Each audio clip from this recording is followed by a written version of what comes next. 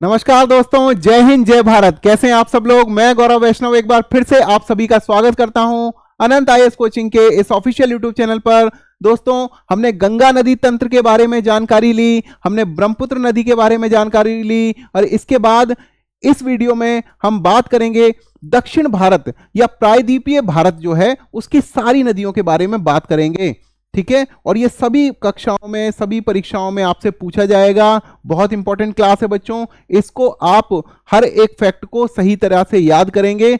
दक्षिण भारत की नदियां या प्रायद्वीपीय नदियां। दक्षिण नदियां या प्रायद्वीपीय भारत में मुख्य जल विभाजक का निर्माण क्या करता है? पश्चिमी घाट के द्वारा करता है। ये आपका ये समझिए कि भारत का नक्शा है, यहां पश्चिमी क्षेत्र में उत्तर से दक्षिण तक ये 6 राज्यों में आपका पश्चिमी घाट फैला हुआ है। ये मुख्य जल विभाजक का काम करता है जो पश्चिमी तट के निकट उत्तर से दक्षिण की ओर स्थित है।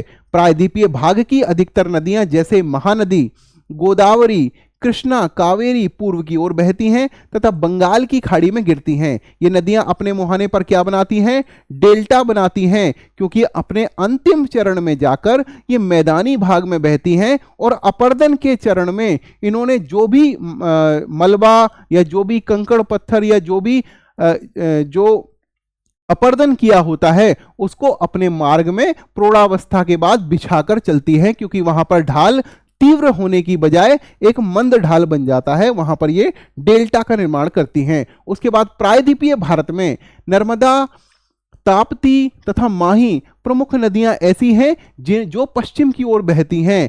और इसमें आप 2 नाम और याद रख लीजिए, भरतपुजा और पेरियार।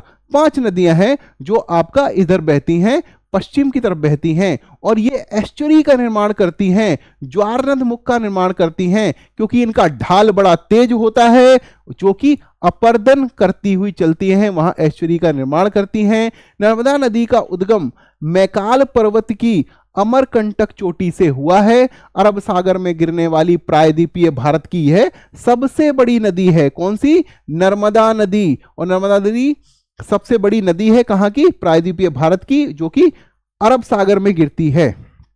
ठीक है, इसके उत्तर में विंध्याचल पर्वत है और दक्षिण में सतपुड़ा पर्वत श्रेणी है। देखिए बच्चों, सतपुड़ा और विंध्याचल, देखिए सतपुड़ा दक्षिण में हो गई और यहां आपकी कौन सी? विंध्याचल हो गई, ये सतपुड़ा हो गई। इसके बीच में बहती हैं ये दोनों नदियां, नर्मदा और ताप्ती। ठीक है, जिस पर होकर नर्मदा नदी बहती है। नर्मदा नदी का पश्चिम की ओर बहाव का कारण भ्रंश घाटी मर होकर बहना है और यह भ्रंश घाटी यही है जो कि सतपुड़ा और विंध्याचल के बीच में है। उसके बाद नर्मदा नदी की जो लंबाई है वो 1312 किलोमीटर है। नदी का जल ग्रहण क्षेत्र 98,796 वर्ग किलोमीटर है। अंश घाटी में प्रभावित हो, अंश घाटी देखिए गलत लिखा है यहां पर, आप लिखिए यहां पर भ्रंश घाटी। भ्रंश घाटी में प्रभावित होने के कारण नर्मदा नदी अपने मुहाने पर ज्वारनद मुख का निर्माण करती है। जबलपुर के निकट संगमरमर शैलों में नर्मदा नदी गहरे गॉर्ज में बहती है। जहां ये एक नदी अत्यधिक तीव्र ढाल में गिरती है, वहां कौन सा प्रपात बनाती है? धुआंधार जलप्रपात बनाती है। इतनी तेज नदी में बहती है कि वो मतलब जो पानी के कण हैं वो धुएं के रूप में दिखाई देते हैं, इसलिए उसको धुआंधार प्रपात बोला जाता है। और कई बार आपने देखा होगा कि प्रकाश के विक्षेपण के कारण उन्हीं धुएं पर एक ना रेनबो भी बन जाता है। ठीक है, ये प्रायद्वीपीय भारत की नदियां आपको दिखाई गई। ये दामोदर नदी है, महानदी नदी है, ब्राह्मणी नदी, साबरमती, लूनी, माही, ताप्ती, नर्मदा, गोदावरी।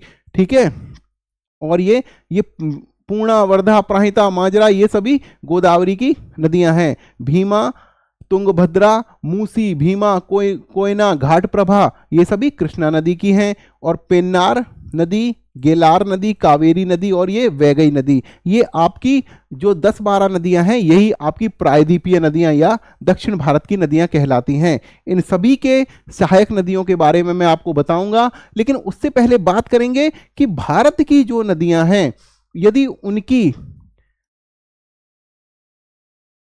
दूरी या लंबाई के हिसाब से उनका मापन किया जाए तो सबसे ऊपर कौन सी नदी आती है और बाद में कौन सी नदी आती है, ये आपको याद करना है। सबसे बड़ी नदी भारत में कौन सी? सिंधु नदी है। ये भारत से होकर बहती है, लेकिन यदि भारत की नदी के बारे में किया जाए बात तो गंगा नदी भारत की सबसे लंबी नदी है। ठीक है, जिसका जो उद्गम है वो भी भारत में है। उसके हिसाब से अगर देखा जाए तो जिसका उद्गम है भारत में है वो सबसे लंबी नदी गंगा है, और जिसका उद्गम बाहर है उस हिसाब से अगर देखा जाए तो सिंधु की लंबाई 2900 किलोमीटर है, ब्रह्मपुत्र की लंबाई 2900 किलोमीटर है, गंगा की 2510 किलोमीटर, गोदावरी 1450, नर्मदा 1290, कृष्णा 1290, 1289 कर लीजिए आप, यहाँ पर 1270 के आसपास है क्योंकि नर्मदा के बाद आती है कृष्णा। उसके बाद महानदी 890, कावेरी सबसे कम 760। तो ये आपका एक चार्ट बन गया जिससे आपको पता चलेगा कि कौन सी नदी लंबाई में किससे अधिक है या किससे कम है। तापी या ताप्ती नदी मध्य प्रदेश के बैतूल जिले के मुल्ताई के निकट सतपुड़ा पहाड़ियों से निकलती है। इसकी लंबाई 724 किलोमीटर है और अपवाह क्षेत्र 65,145 वर्ग किलोमीटर है। मध्य प्रदेश, महाराष्ट्र, गुजरात से प्रवाहित होने के बाद यह नदी अरब सागर में एक एस्चुरी का निर्माण करते हुए वहां पर गिर जाती है। उसके बाद गोदावरी की बात करते हैं तो गोदावरी प्रायद्वीपीय भारत की सबसे लंबी नदी है, 1465 किलोमीटर, और यह नदी महाराष्ट्र के नासिक के त्र्यंबकेश्वर से निकलती है जो कि एक ज्योतिर्लिंग है। किससे ज्योतिर्लिंग, कौन से हिंदू देवता से संबंधित है, ये आप सभी मुझे कमेंट करके बताइए। दक्षिण मध्य भारत को पार करके दक्षिण पूर्व की ओर बंगाल की खाड़ी में मिल जाती है। प्रायद्वीपीय नदियों में गोदावरी का अपवाह तंत्र सबसे बड़ा है। इसकी द्रोणी, नदी द्रोणी का 50% भाग कहाँ है, महाराष्ट्र में है, और तेलंगाना, आंध्र प्रदेश में बाकी बचा हुआ भाग इसका है। कर्नाटक, छत्तीसगढ़, पुडुचेरी में भी बहती है, यानम में। गोदावरी के अनेक सहायक नदियां मिलती हैं जिसमें पूर्णा, वर्धा, प्राहिता, माजरा, इंद्रावती, वेनगंगा, पेनगंगा, ये सभी नदियां इसकी सहायक नदियां हैं। गोदावरी नदी को बड़े आकार और विस्तार के कारण दक्षिणी गंगा या बृहद गंगा या कहते हैं, वृद्ध गंगा, बृह गंगा और दक्षिणी गंगा कहा जाता है। तो बच्चों याद कर लीजिए, पूर्णा, वर्धा, प्राहिता, माजरा, वेनगंगा, पेनगंगा और इंद्रावती नदी, ये सभी सहायक नदियां हैं किसकी, गोदावरी की सहायक नदियां हैं।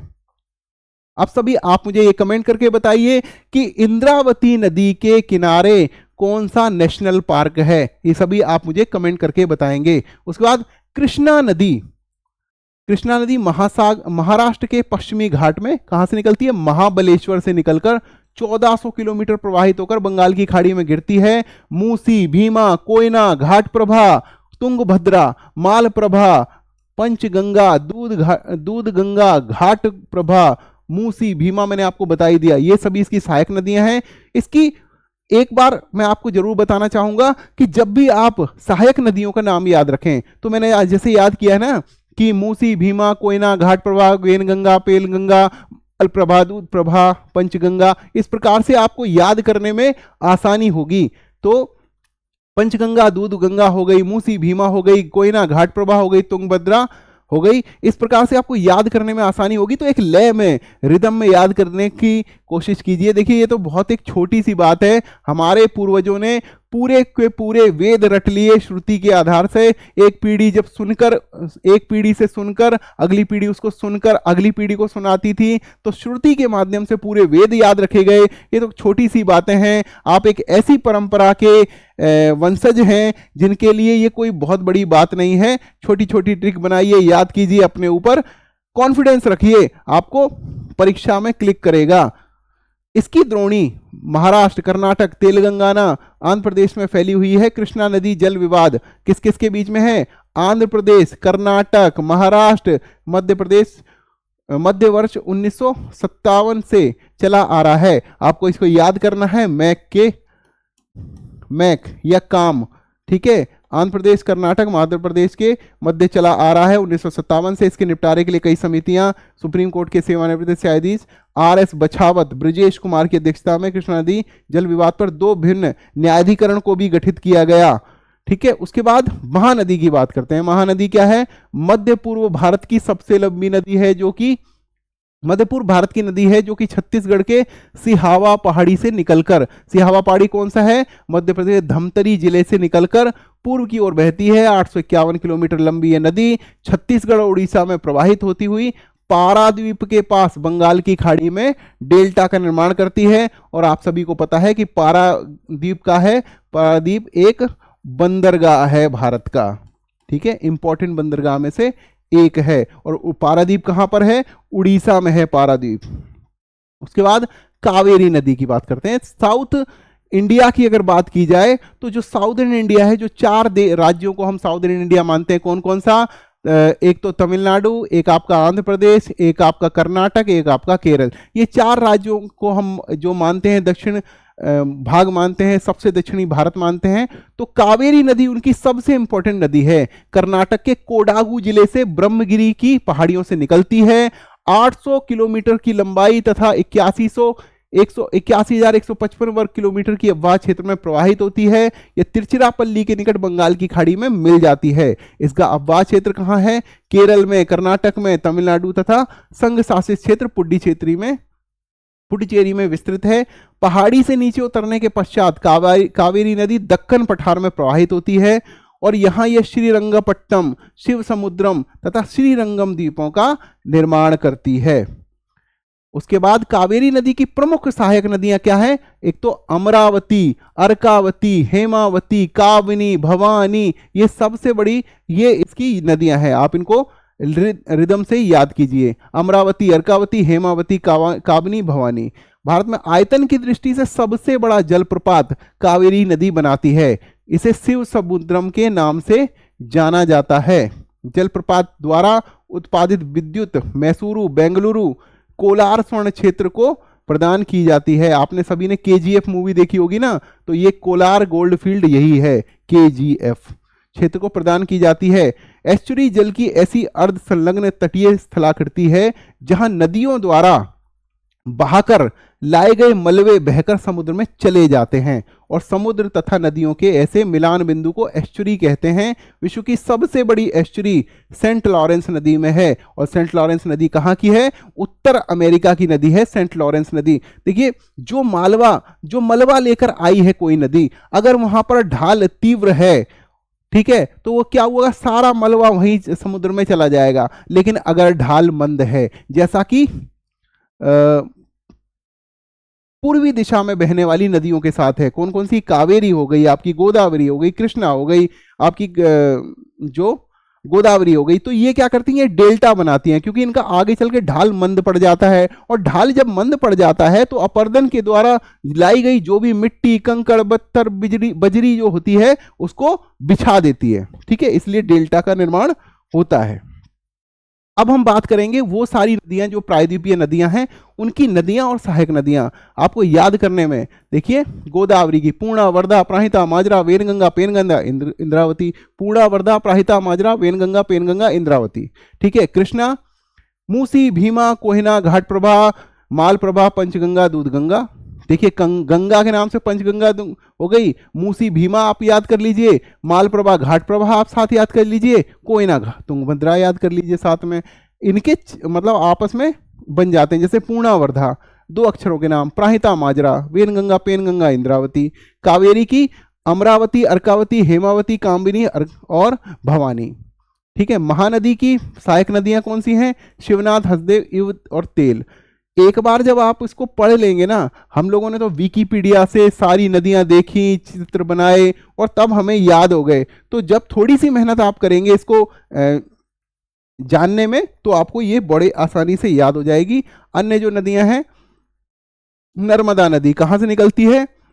मैकाल पर्वत श्रृंखला की अमरकंटक से निकलती है और 1312 किलोमीटर की है। अब ये जो दक्षिणी भारत की जो नदियां हैं उनकी लंबाई की बात करते हैं। ताप्ती कहां से निकलती है? मुल्ताई पहाड़ से निकलती है। कहां पर? जो बैतूल जिले में है। और बैतूल जिले कहां है? छिंदवाड़ा के पास में है, मध्य प्रदेश में है, 724 किलोमीटर की है। गोदावरी त्रयंबकेश्वर से निकलती है, नासिक जिले में है, तो त्रयंबकेश्वर 1465 किलोमीटर है। उसके बाद कृष्णा नदी महाबलेश्वर महाराष्ट्र से निकलती है, 1400 किलोमीटर। कावेरी ब्रह्मगिरी पहाड़ी से निकलती है, जो कि कहाँ है? कोडागु कर्नाटक में है, 800 किलोमीटर है। महानदी कहाँ से निकलती है? सिहावा पहाड़ी से निकलती है। कौन से जिले में? धमतरी जिले में, छत्तीसगढ़ में धमतरी जिला है और 851 किलोमीटर। तो ये सारी नदियां जो थी, ये दक्षिणी भारत व प्रायद्वीपीय भारत की इंपॉर्टेंट नदियां थी, जो मैंने आज आपको इस कक्षा के माध्यम से आप सभी को पढ़ाई हैं। और बच्चों, मैं ये आशा करता हूं कि ये वाली क्लास आपको बहुत ज़्यादा अच्छी भी लगी होगी। यदि आप सभी को अच्छी लगी है तो आप इसको ज़्यादा से ज़्यादा प्रसारित कीजिए और ज़्यादा से ज़्यादा हमारे चैनल को लाइक और सब्सक्राइब कीजिए। आप सभी को आज का नमस्कार। जय हिंद, जय भारत।